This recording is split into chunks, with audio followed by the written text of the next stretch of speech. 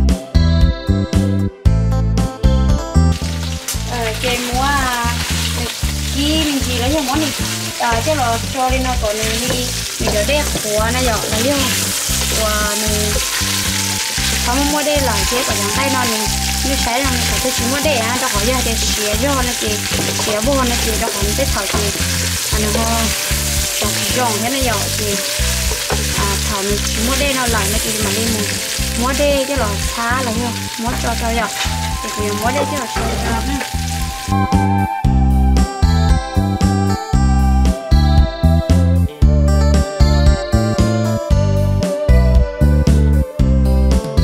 Thì này có chó, thì một có chó cho.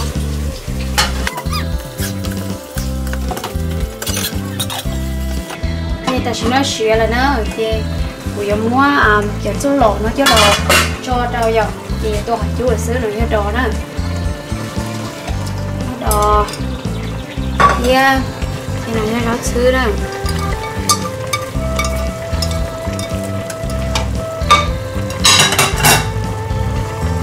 Thì nói lại là như chỗ lọt bò đó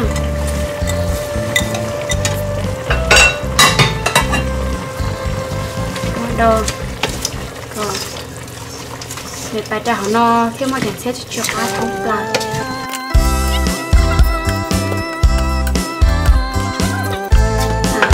mình đi bây giờ còn nói như tôi rồi này để mà đi lọt chú về nó tàu xứ này đấy rồi bây giờ mua rau cho tay nó hay cho nó nổ nữa thì hay nữa nó do cái ổ mình sẽ khá chụp rồi luôn chuyên sẽ khá xem nó do khá hẹn thế nữa thì cái này nó từ chỉ đạo ua đi nó đùa này thì cho mũ nó nữa bây giờ cái này từ ua nó thía này thì như có thì khá bảo chả làm nữa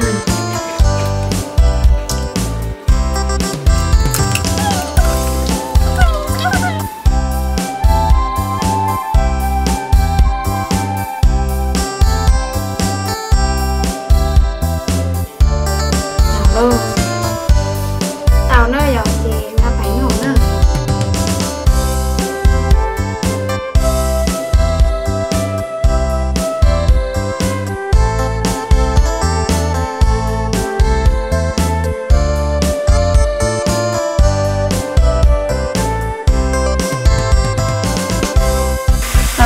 giờ lên đây chú một lầu bây giờ như thế này là trâu như chúng sẽ hơi trâu này nhở thì nó hao đi nó cái kia hao còn su này nhở nhưng mà đi món bò chứ là chú xưa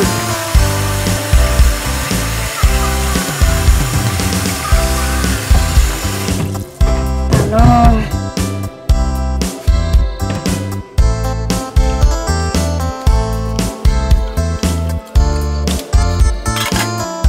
thảo nó xui nó là giờ chỉ tàu nữa cho chị đến đấy này chủ sái chỉ ho chỉ sái thì đây là cũng nhẹ thế chị chứ nó chỉ tàu đấy nè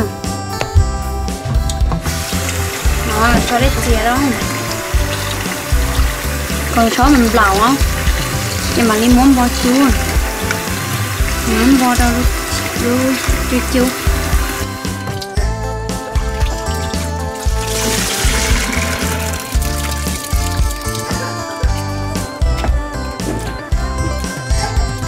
giờ lên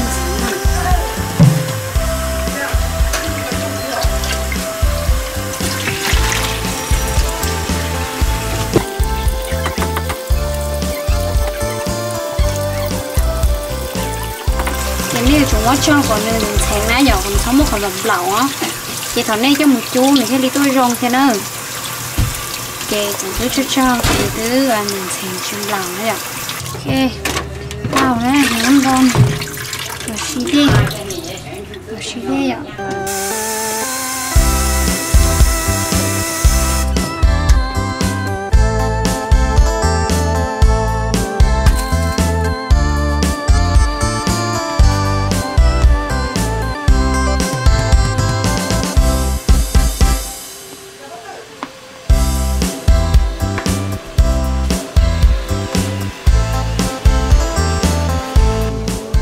là nó xìa nó giờ dùng múa hâu lên tới nữa chị nó rồi cho mỏ nó tua sai nó thía rồi chị ta dưới đây cho tàu nó cho họ nữa nhưng mà mua nó dọc chị mà mua sai nó nó dọc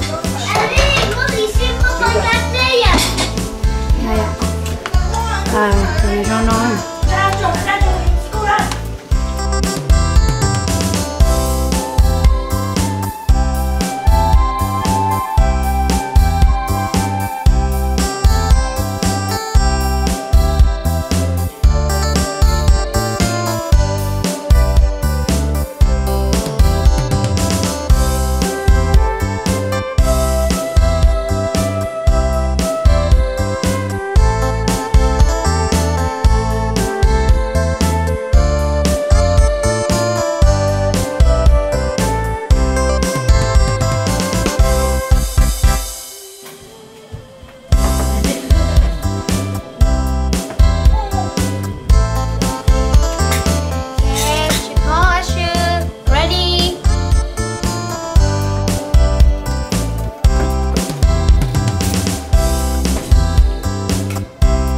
so yummy.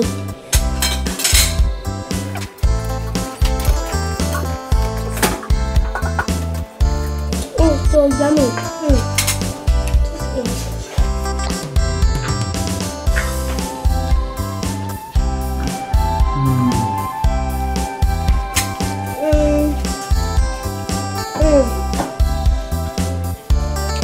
So yummy. Oh.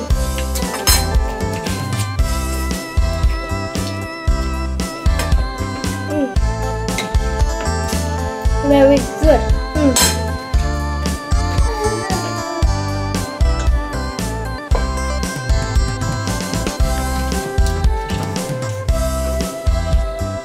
I love it. Our sister Ami cooked very good and also yummy. And I like it. And then, dressing, so salty, and it has it tastes like chicken too, and it tastes like birds. Yeah, it's just really good. I think.